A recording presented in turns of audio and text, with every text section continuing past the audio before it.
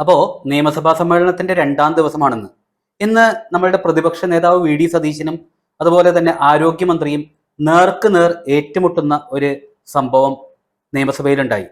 അതിലൂടെ അവര് പരസ്പരം വിഴുപ്പലക്കുമ്പോൾ സത്യത്തില് പുറത്തേക്ക് വന്നത് ഇരുമുന്നണികളും കേരളത്തിലെ പൊതുജനത്തിനെ ചതിച്ചതിന്റെ തെളിവുകളാണ്. ആ രണ്ട് തെളിവുകളെ കുറിച്ചാണ് ഇന്ന് സംസാരിക്കുന്നത്. നമസ്കാരം. അപ്പോ നമ്മളുടെ കേരളത്തിന് 20 MP-മാരാണുള്ളത്. രണ്ടാം മോദി സർക്കാരിന്റെ കാലത്ത് കേരളത്തിൽ നിന്ന് പോയത് 20 പേരിൽ 19 പേര് UDF MP-മാരും അതുപോലെ തന്നെ ഒരു കനൽ തരി എന്നുള്ള രീതിയിൽ LDF MP-യും പോയിട്ടുണ്ടായിരുന്നു. സത്യത്തില് ഈ MP-മാരെല്ലാം കേരളത്തിൽ നിന്ന് ഡൽഹിക്ക് പോയിട്ട് മനുഷ്യന്റെ അല്ലെങ്കിൽ പൊതുജനത്തിന്റെ കാശ് തിന്നു മുടിച്ചുകൊണ്ടിരിക്കുന്നു എന്നുള്ളതാണ് സത്യാവസ്ഥ. അതായത് അതിനു മുമ്പ് വേറെ ചില കാര്യങ്ങൾ അറിയാം. അതായത് നമ്മളുടെ ആരോഗ്യ വകുപ്പ് എന്ന് പറയുന്നത് കേരളത്തിലേത്, ഈ ആരോഗ്യ വകുപ്പ് എന്ന് പറയുമ്പോൾ അതിൽ പ്രധാനമായിട്ട് ഈ ജനങ്ങൾക്ക് സൗജന്യ ചികിത്സ എന്നുള്ളതാണല്ലോ പ്രധാനമായിട്ട് നമ്മൾ ചർച്ച ചെയ്യേണ്ടത്. കാരണം പൊതുജനത്തിന് അതാണ് വേണ്ടത്. അപ്പോൾ ആ ഒരു സംഭവത്തിൽ നമുക്ക് ഏറ്റവും കൂടുതൽ പരിമിതിയുള്ളത് മെഡിക്കൽ കോളേജിന്റെ കാര്യത്തിലാണ്. അതായത് കാസർഗോഡ് മെഡിക്കൽ കോളേജ്, അതുപോലെ തന്നെ വയനാട് മെഡിക്കൽ കോളേജ്. വയനാടിന്റെ കാര്യം നമുക്ക് അറിയാം ഓൾറെഡി. അതായത് ആദിവാസികൾ ധാരാളമുള്ള ഒരു പ്രദേശമാണ് വയനാട് ജില്ല എന്ന് പറയുന്നത്. അവർക്ക് ഒരു മെഡിക്കൽ കോളേജിലോട്ട് ഒരു പ്രസവത്തിന് വരണം എന്നുണ്ടെങ്കിൽ വരെ കോഴിക്കോട് മെഡിക്കൽ കോളേജിലോട്ട് എത്തേണ്ട അവസ്ഥയാണ്. ചിലപ്പോൾ ആംബുലൻസിൽ വെച്ച് തന്നെ പ്രസവം നടക്കും, ചിലപ്പോൾ രോഗികളാണെന്നുണ്ടെങ്കിൽ ആംബുലൻസിൽ വെച്ച് തന്നെ മരണം സംഭവിക്കും. അങ്ങനെയുള്ള അവസ്ഥകളെല്ലാം ഈ വയനാടുകാർ ആ ദുരിതം എന്ന് പറയുന്നത് അനുഭവിക്കുന്നുണ്ട്. അതുപോലെ തന്നെ കാസർഗോഡാണെന്നുണ്ടെങ്കിൽ നമ്മളുടെ കോവിഡ് കാലത്ത് ടാറ്റ ഗ്രൂപ്പ് ഒരു ആശുപത്രി പണിത് കൊടുത്തിട്ടുണ്ടായിരുന്നു. പക്ഷെ അത് നല്ല രീതിയിൽ മെയിൻറ്റെയിൻ ചെയ്തു പോയിരുന്നെങ്കിൽ നല്ല ഒരു വലിയ ഒരു ആശുപത്രി, അതുപോലെ തന്നെ ഇപ്പോൾ ഒരു കേന്ദ്ര പദ്ധതി പ്രകാരം മെഡിക്കൽ കോളേജ് വരെ ആകേണ്ടിയിരുന്ന ഒരു സംഭവം എന്ന് പറയുന്നത് സർക്കാരിന്റെ അനാസ്ഥ, കെടുകാര്യസ്ഥത, അവർക്ക് ദാനം കിട്ടിയതൊന്നും വേണ്ട, സർക്കാരിന്റെ പണം ചിലവാക്കണം, അതിലൂടെ കുറെ അഴിമതി നടത്തണം എന്നുള്ള ആ ഒരു മനോഭാവം വെച്ചത് കൊണ്ട് മാത്രം അത് നശിച്ചു പോയ ഒരു അവസ്ഥയും നമ്മൾ പല പ്രമുഖ മാധ്യമങ്ങളിലൂടെയും കണ്ടതാണ്. ആ അവസ്ഥയിൽ ഇന്ന് രണ്ടാം ദിവസമാണ് നിയമസഭാ സമ്മേളനം എന്ന് പറയുന്നത്.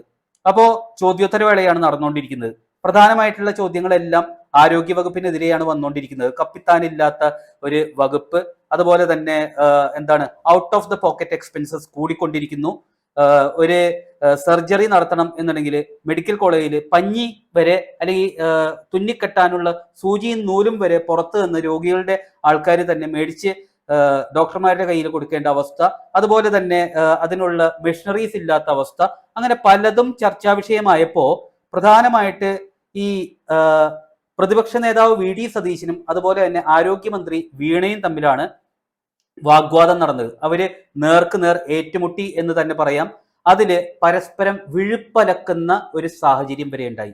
ആ വിഴുപ്പലക്കലിലൂടെ നമ്മളുടെ ഈ കേരളത്തിൽ നിന്ന് ജയിച്ചു പോയിരിക്കുന്ന MP-മാര് വെറും നിർഗുണന്മാരാണ് എന്ന് തെളിയിക്കുന്ന ഒരു സംഭവം കൃത്യമായിട്ട് സഭയ്ക്കുള്ളിൽ അബദ്ധത്തിലാണെങ്കിലും ആരോഗ്യമന്ത്രിയുടെ വായിൽ നിന്ന് വീണുപോയി. അതുപോലെ തന്നെ ജനങ്ങളെ ചതിക്കാനുള്ള ഒരു പ്രസ്താവനയും കൃത്യമായിട്ട് പ്രതിപക്ഷ നേതാവിന്റെ വായിൽ നിന്ന് വീണ് കിട്ടി. അതായത് സത്യം പറഞ്ഞു കഴിഞ്ഞാൽ കേന്ദ്ര ഗവൺമെന്റ് ഒത്തിരി നല്ല കാര്യങ്ങൾ ചെയ്യുന്നുണ്ട്. അതിൽ ഏറ്റവും പ്രധാനപ്പെട്ട ആരോഗ്യ മേഖലയിൽ കേന്ദ്ര ഗവൺമെന്റ് ചെയ്യുന്ന കാര്യം എന്ന് പറയുന്നത് ജില്ലാ ആശുപത്രികൾ എന്ന് പറയുന്നത് വേണമെങ്കിൽ അത് മെഡിക്കൽ കോളേജാക്കി മാറ്റാം എന്നുള്ളതാണ്. അപ്പോ ഈ ഒരു ചർച്ചയ്ക്ക് തുടക്കമിട്ടത് എന്ന് പറഞ്ഞു കഴിഞ്ഞാൽ ഈ സംസാരത്തിന്റെ ഇടയിൽ പരിഹാസ രൂപേണ UDF സർക്കാർ കാലത്ത് UDF എന്താണ് ചെയ്തത്, കുറെ ജില്ലാ ആശുപത്രികളുടെ മുമ്പിൽ കൊണ്ടുപോയി മെഡിക്കൽ കോളേജിന്റെ ബോർഡ് വെച്ചു എന്നുള്ളത് മാത്രമല്ലേ ചെയ്തുള്ളൂ എന്നുള്ള ഒരു പരിഹാസ ശരം എന്ന് പറയുന്നത് പ്രതിപക്ഷത്തിനെതിരെ വീണ ജോർജ് ഉന്നയിച്ചു. ഉടനെ തന്നെ നമ്മളുടെ വി സതീശൻ, അതായത് പ്രതിപക്ഷ നേതാവ്, സടകുടഞ്ഞ് എഴുന്നേറ്റു. എന്നിട്ട് പറഞ്ഞു, മണ്ടത്തരം ആണ് ഈ ആരോഗ്യമന്ത്രി പറയുന്നത്. അതായത് ഒരു ജില്ലാ ആശുപത്രിയോ അല്ലെങ്കിൽ ഒരു സാധാരണ ആശുപത്രിയോ മെഡിക്കൽ കോളേജാക്കി മാറ്റാൻ പറ്റില്ല. മെഡിക്കൽ കൗൺസിൽ ഓഫ് ഇന്ത്യയുടെ കർശനമായിട്ടുള്ള ചട്ടങ്ങളും നിയന്ത്രണങ്ങളും ഉണ്ട്. അത് പാസ്സായി കഴിഞ്ഞാൽ മാത്രമേ ഒരു ആശുപത്രി എന്നുള്ളത് മെഡിക്കൽ കോളേജാക്കി മാറ്റാൻ പറ്റുള്ളൂ എന്നുള്ളത് പോലും അറിയാത്ത ആരോഗ്യമന്ത്രിയാണ് കേരളം ഭരിക്കുന്നത് എന്ന് പറഞ്ഞപ്പോ കൃത്യമായിട്ട് വീണ ജോർജ് അതിനൊരു മറുപടി നൽകി. അതായത് കേന്ദ്ര സർക്കാരിന് ഈ ജില്ലാ ആശുപത്രികൾ എന്ന് പറയുന്നത് മെഡിക്കൽ കോളേജാക്കി മാറ്റുവാനുള്ള ഒരു പ്രത്യേക പദ്ധതിയുണ്ട്. അതായത് അതിന്റെ ഉദ്ദേശം എന്ന് പറയുന്നത് മെഡിക്കൽ സ്റ്റുഡൻസിന്റെ എണ്ണം കൂട്ടി കൂടുതൽ ആരോഗ്യ പ്രവർത്തകരെ സൃഷ്ടിക്കുക. അതാണ് ഒന്നാമത്തെ ഉദ്ദേശം എന്ന് പറയുന്നത്. രണ്ടാമത്തെ ഉദ്ദേശം എന്ന് പറയുന്നത് ഈ കൂടുതൽ സൗകര്യങ്ങൾ എത്താത്ത ചില റിമോട്ടായിട്ടുള്ള ജില്ലകൾ, മറ്റ് മെഡിക്കൽ കോളേജുകൾ ഇല്ലാത്ത തഴയപ്പെട്ട് കിടക്കുന്ന ജില്ലകൾ, അതായത് കേരളത്തെ സംബന്ധിച്ച് അങ്ങനെയുള്ള ജില്ല എന്ന് പറയുന്നത് കാസർഗോഡ്. അതായത് കാസർഗോഡ് ജില്ലയിൽ നിന്ന് ഒരു നല്ല ചികിത്സ കിട്ടണമെന്നുണ്ടെങ്കിൽ കേരളത്തിലെ ജനങ്ങള് മംഗലാപുരത്തേക്ക് പോവേണ്ട ഒരു അവസ്ഥയാണ്. അതേപോലെ തന്നെ വയനാട്ടിലെ കാര്യം ഞാൻ നേരത്തെ പറഞ്ഞു, അതായത് കോഴിക്കോട് മെഡിക്കൽ കോളേജിലോട്ട് വരണം. അപ്പോ ആ ഒരു 2 ജില്ലകൾക്ക് മെഡിക്കൽ കോളേജ് അനുവദിച്ച് കിട്ടാൻ വേണ്ടിയിട്ടുള്ള പ്രത്യേക പരിഗണന നൽകണം എന്ന് പറയാൻ വേണ്ടി രണ്ടാം മോദി മന്ത്രിസഭയുടെ സമയത്ത് ആ സമയത്തെ ആരോഗ്യമന്ത്രിയെയും ഇപ്പോഴത്തെ മോദി മന്ത്രിസഭയിൽ ഇപ്പോഴത്തെ ആരോഗ്യമന്ത്രിയെയും കാണാൻ വേണ്ടി വീണ ജോർജ് പോയിട്ടുണ്ടായിരുന്നു. പക്ഷേ അദ്ദേഹം തിരിച്ചു ചോദിച്ച ഒരു ചോദ്യം എന്ന് പറയുന്നത് കേരളത്തിലെ ഈ ഒരു പ്രത്യേക പ്രദേശത്തെ MP എന്ന് പറയുന്നത് ഇങ്ങനെ ഒരു ആവശ്യം മെൻഷൻ ചെയ്തിട്ടില്ലല്ലോ, ആവശ്യം ഉന്നയിച്ചിട്ടില്ലല്ലോ എന്നാണ് അദ്ദേഹം മറുപടി നൽകിയത് എന്നാണ് പറയുന്നത്. അപ്പോ ഈ VD സതീശൻ എന്ന് പറയുന്ന പ്രതിപക്ഷ നേതാവിനും കേരളത്തിലെ 20 MP-മാർക്കും കേന്ദ്ര സർക്കാരിന്റെ ഈ ജില്ലാ ആശുപത്രികൾ മെഡിക്കൽ കോളേജാക്കി മാറ്റാനുള്ള പദ്ധതിയെക്കുറിച്ച് പോലും അറിവില്ല. അത്രയ്ക്ക് ഗതികെട്ട സംസ്ഥാനമാണ് കേരളം. പ്രബുദ്ധ സാക്ഷര കേരളം ജയിപ്പിച്ചു വിട്ട MP-മാരുടെ അവസ്ഥയാണ് ഈ പറയുന്നത്. അപ്പോ MP ആവശ്യം ഉന്നയിക്കാത്ത കാരണം, അല്ലെങ്കിൽ അത് മെൻഷൻ ചെയ്യാത്തതിന്റെ കാരണത്താൽ ആലോചിക്കട്ടെ, നോക്കിയിട്ട് പറയാം എന്നാണ് വീണ ജോർജിന് മറുപടി കിട്ടിയത് എന്നാണ് ഇന്ന് സഭയിൽ വീണ ജോർജ് വെളിപ്പെടുത്തിയത്. അപ്പോ ഈ കേരളത്തിൽ നിന്ന് പോയ 20 MP-മാർ എന്ത് ചെയ്യുകയായിരുന്നു ഡൽഹിയിൽ? കേന്ദ്രത്തിന്റെ ഏതെങ്കിലും പദ്ധതിയെക്കുറിച്ച് അവർക്ക് അറിവുണ്ടോ? അവര് ചുമ്മാ കുറെ ചികിത്സ നടത്തുക, കുറെ കിളവന്മാരങ്ങോട്ട് പോവും. അതുപോലെ തന്നെ കുറെ നിർഗുണന്മാരായിട്ടുള്ള, മര്യാദയ്ക്ക് ഇംഗ്ലീഷ് പോലും സംസാരിക്കാൻ അറിയാൻ പാടില്ലാത്ത കുറെ പേര് അങ്ങോട്ട് പോകും. റിട്ടയർമെന്റ് പ്രായമൊക്കെ ഈ രാഷ്ട്രീയത്തിൽ കൊണ്ടുവരേണ്ട സമയം അതിക്രമിച്ചു. വിദ്യാഭ്യാസം എന്ന് പറയുന്നതും അതുപോലെ തന്നെ സംസാര ശേഷി, അതായത് കമ്മ്യൂണിക്കേഷൻ സ്കിൽ എന്ന് പറയുന്നതും ഈ MP-മാർക്കോ MLA-മാർക്കോ മാനദണ്ഡമായിട്ട് വെക്കേണ്ട സമയം അതിക്രമിച്ചിരിക്കുന്നു എന്നുള്ളത് തന്നെയാണ്. മാത്രമല്ല പഠിക്കാനുള്ള മനസ്സുകൂടി അവർ കാണിക്കണം. യഥാർത്ഥത്തില് ഈ 2024 157 ജില്ലാ ആശുപത്രികളാണ് ഇന്ത്യയില് മെഡിക്കൽ കോളേജുകളാക്കി മാറ്റിയിരിക്കുന്നത്. അതിൽ 108 ജില്ലാ ആശുപത്രികൾ മെഡിക്കൽ കോളേജുകളായി മാറ്റി പ്രവർത്തനം നടന്നുകൊണ്ടിരിക്കുന്നു. ബാക്കിയുള്ളതിന്റെ പ്രവർത്തനം നടക്കുന്നു. അത് ഷെയറിംഗ് ബേസിസിലാണ് അതിന്റെ ഫണ്ടിങ് നടക്കുന്നത്. അതായത് കേന്ദ്രം 60% പണമിറക്കും, അതുപോലെ തന്നെ സംസ്ഥാനങ്ങൾ 40% പണമിറക്കണം, 200 ബെഡുള്ള ഹോസ്പിറ്റലാക്കി മാറ്റുക എന്നുള്ളതാണ് അതിന്റെ ടാർഗറ്റ് എന്ന് പറയുന്നത്. അപ്പോൾ അങ്ങനെയുള്ള ഒരു പദ്ധതി വയനാട്ടിലും കാസർഗോഡും കിട്ടേണ്ടത് നമ്മളുടെ നിർഗുണ MP-മാര് കാരണം ഇല്ലാതായി എന്നുള്ളതാണ് ഒരു സത്യം. ജനങ്ങൾക്ക് നന്മ ചെയ്തില്ല, ചതിയെങ്കിലും ചെയ്യാതിരിക്കണ്ടേ, ആ ഒരു സത്യം പുറത്തേക്ക് വന്നിരിക്കുന്നു. അടുത്തൊരു കാര്യം എന്ന് പറയുന്നത് ആരോഗ്യ വകുപ്പിനെ കുറിച്ച് വളരെ വലിയ വായില് ആരോഗ്യമന്ത്രി സംസാരിക്കുന്നുണ്ടായിരുന്നു.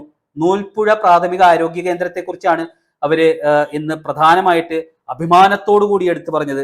സത്യത്തില് നൂൽപ്പുഴ ആരോഗ്യ കേന്ദ്രം എന്ന് പറയുന്നത് LDF ഭരണകാലത്തും UDF ഭരണകാലത്തും തെരുവ് നായ്ക്കളുടെ ആവാസ കേന്ദ്രമായിരുന്നു എന്നുള്ളതാണ് സത്യാവസ്ഥ.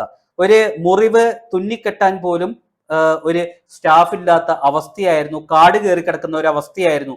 അത് അവിടുത്തെ ജനങ്ങളുടെ അല്ലെങ്കിൽ അവിടുത്തെ പ്രത്യേക കമ്മിറ്റിയുടെ അവിടെ ചെന്നുപെട്ട ഒരു ഡോക്ടറുടെ ഇച്ഛാശക്തി, അതിന്റെ പേരിൽ മാത്രം വലിയ സൗകര്യങ്ങളായി, ജിമ്മായി, അതുപോലെ തന്നെ ശീതീകരിച്ച റൂമുകൾ വെയിറ്റിംഗ് റൂമായിട്ടായി, അങ്ങനെ പല കാര്യങ്ങളും അവിടെ ജനങ്ങളുടെ ആഗ്രഹത്തോടുകൂടി അവരുടെ ഇച്ഛാശക്തിയുടെ പേരിൽ മാത്രം നടന്നു കഴിഞ്ഞപ്പോൾ നീതി ആയോഗിന്റെ ഉപാധ്യക്ഷൻ വന്ന് സന്ദർശിച്ചപ്പോൾ ഭയങ്കര പ്രശംസ കിട്ടി.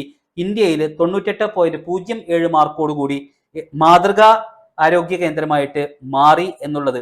അതിന് ജനങ്ങള് ബാർഗെയിൻ ചെയ്ത് നിർബന്ധമായിട്ട് വേണം, ഇന്നതൊക്കെ ഞങ്ങൾ ഇതാ ഒരുക്കിയിരിക്കുന്നു, ഇതിന് പണം വേണം എന്ന് പറയുമ്പോൾ ആരോഗ്യ വകുപ്പ് കൊടുക്കാൻ നിർബന്ധിതരാവും. അതിന്റെ ബേസിസിൽ ആരോഗ്യ വകുപ്പ് പണം അനുവദിച്ചു കൊടുത്തു എന്നുള്ളതല്ലാതെ യാതൊരു പ്രവർത്തനവും സർക്കാരിന്റെ ഭാഗത്ത് നിന്ന് അതിന്റെ ഉന്നമനത്തിന് വേണ്ടി ഉണ്ടായിട്ടില്ല. അങ്ങനെ സർക്കാർ ചിന്തിച്ചിരുന്നു എന്നുണ്ടെങ്കിൽ നൂൽപ്പുഴ മാത്രമല്ലല്ലോ, കേരളത്തിലത്തെ എല്ലാ പ്രാഥമിക ആരോഗ്യ കേന്ദ്രങ്ങളും ഇതുപോലെ മാറണ്ടേ? എന്തുകൊണ്ട് നൂൽപ്പുഴ മാത്രം മാറി? അപ്പൊ സർക്കാരിന്റെ ശ്രമത്തിന്റെ ഫലമായിട്ടല്ല, പക്ഷെ അതിന്റെ ക്രെഡിറ്റ് എടുക്കാനുള്ള ഒരു ശ്രമം നടന്നു. മാത്രമല്ല out of the pocket expenses കുറഞ്ഞു എന്നുള്ള ഒരു വാദവും ഈ ആരോഗ്യമന്ത്രി ഉന്നയിച്ചു. യഥാർത്ഥത്തില് 5-10 വർഷം മുമ്പ് ഈ കേരളത്തിലത്തെ out of the pocket expenses എന്ന് പറയുന്ന 3000 കോടിയായിരുന്നത് ഇപ്പോ കേരളത്തിലത്തെ out of the pocket expenses, അതായത് രോഗികൾ സർക്കാർ ആശുപത്രിയിൽ അല്ലെങ്കിൽ മെഡിക്കൽ കോളേജിൽ പോയാലും സ്വന്തം പോക്കറ്റിൽ നിന്ന് ചെലവാക്കേണ്ട പണമാണ് ഈ out of the pocket expenses എന്ന് പറയുന്നത്. അത് 7000 കോടിക്ക് മുകളിലാണ് എന്നുള്ളത് വീണ ജോർജ് മറച്ചു വെച്ചുകൊണ്ട് സഭയിൽ കള്ളം പറഞ്ഞു എന്നുള്ളതാണ് ഈ രണ്ടാമത്തെ കാര്യം എന്ന് പറയുന്നത്. ഇത്രയും ചതികൾ നമ്മൾ വോട്ട് ചെയ്ത് ജയിപ്പിച്ച MLA-മാരും MP-മാരും ജനങ്ങൾക്ക് വേണ്ടി ഇതുപോലെയുള്ള കെടുകാര്യസ്ഥതയിലൂടെയുള്ള, പഠിക്കാൻ മനസ്സ് കാണിക്കാതെയുള്ള, അല്ലെങ്കിൽ പരസ്പരം ഞാൻ അത് ചെയ്തു കഴിഞ്ഞാൽ കേന്ദ്രത്തിൽ നിന്ന് നേടിയെടുത്തു കഴിഞ്ഞാൽ അത് LDF-ന്റെ ക്രെഡിറ്റിലോട്ട് പോവോ എന്ന് ചിന്തിക്കുന്ന UDF MP-മാർ, LDF-കാര് MLA-മാര് എന്തെങ്കിലും നല്ലത് ചെയ്തു കഴിഞ്ഞാൽ അത് UDF-ന്റെ MP-യുടെ ക്രെഡിറ്റിലോട്ട് പോകുമോ എന്ന് പരസ്പരം ആ ക്രെഡിറ്റ് കൊടുക്കാതിരിക്കാൻ വേണ്ടി ജനങ്ങളെ ബുദ്ധിമുട്ടിക്കുന്ന ഒരു അവസ്ഥ, അതാണ് കേരളത്തിലത്തെ ഇപ്പോഴത്തെ അവസ്ഥ. ഇവിടെ വീണ്ടും ഞാൻ ഓർമ്മിപ്പിക്കുന്നു, ഡബിൾ എഞ്ചിൻ സർക്കാർ അനിവാര്യമായിരിക്കുന്നു കേരളത്തിൽ.